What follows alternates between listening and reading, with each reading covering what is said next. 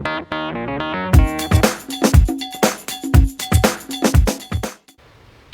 and welcome to this week's First of the Field agronomy update for the week of June 29, 2015.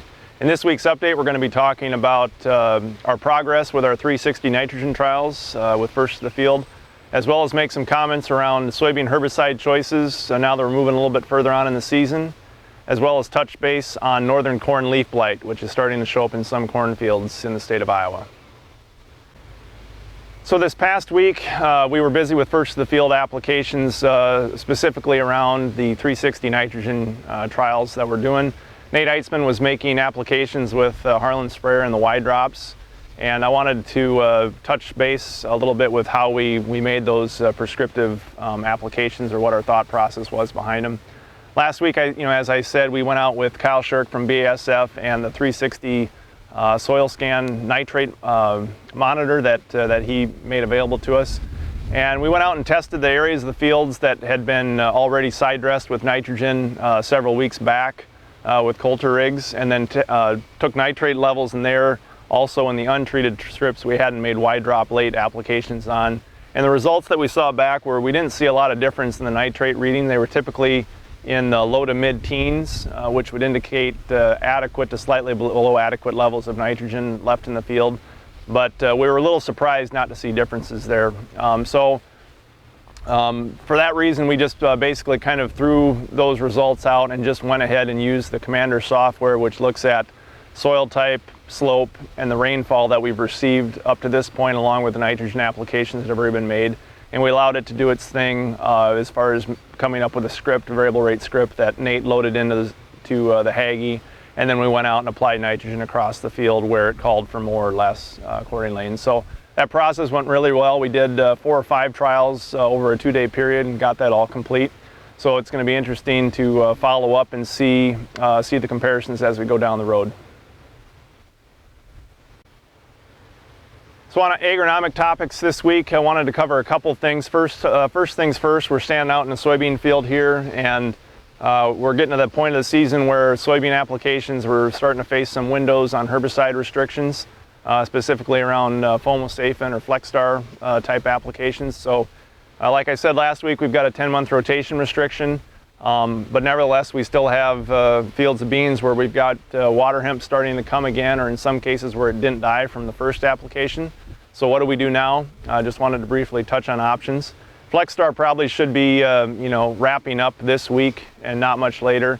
We have had people go further into July with it, but you're increasing your risk for having issues with carryover the further into July we go. So we're going to probably be shifting gears and switching people over to things that don't have soil residual activity, like Cobra or Ultra Blazer, things like that. And I guess the comments I would make is, as we get further into reproduction, further into flowering or starting a pod set, we really want to evaluate whether or not these applications are justified, or whether the weed infestations that we're trying to clean up are economic, because we have seen the further into July we go, the further into reproduction, seeing yield decreases from using these burner technologies. So walk your fields, get a good idea on what you have for levels now, and the sooner that we can make those cleanup applications, the better.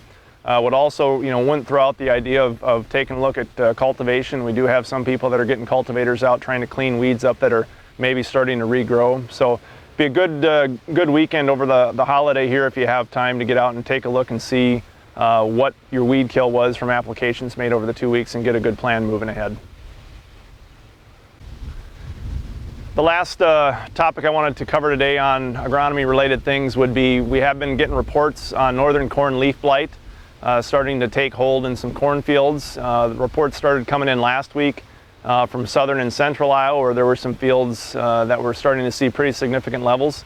And this week, and as early as just this morning here, we've been receiving numerous reports into the rake office, or text pictures of corn leaves with the typical cigar-shaped northern corn leaf blight lesions on them. So northern corn leaf blight is something we were expecting to see this year. We had significant infestations of it late last year. The thing that's a little bit abnormal is normally it doesn't show up this early. So Anna will put some links up on the video here for you to be able to click on to learn more about that disease, but it's something that if you're going to be out walking cornfields to be paying attention to and get yourself calibrated as far as identification. In regards to control of northern corn leaf blight, there's a lot of fungicides that are labeled to do it. So if this continues to propagate, if we continue to have somewhat moderately cool conditions like we have this week with heavy dews and continued rainfall or any cloudiness, those are the environments that northern corn leaf blight does really well in. So you're going to be wanting to watch that and monitor it close in your farms. And as we approach tassel here with the possibility of making a fungicide application, I think we're going to probably have to give that a little bit more scrutiny this year to see whether or not we're going to have infestations maybe of these things in fields that are going to need protection to protect that top part of the plant that makes that drives yield above the ear leaf. So something to keep in mind when looking at cornfields in the next week here.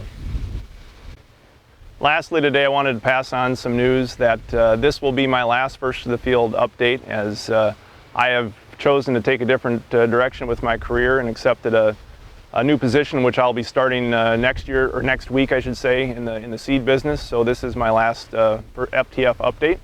It's been an absolute privilege working with all the First to the Field cooperators and growers, and I've very much enjoyed this project that we've built up over the last 3 years, and feel really passionate. This is an excellent way for retailers, manufacturers, and growers to all interact.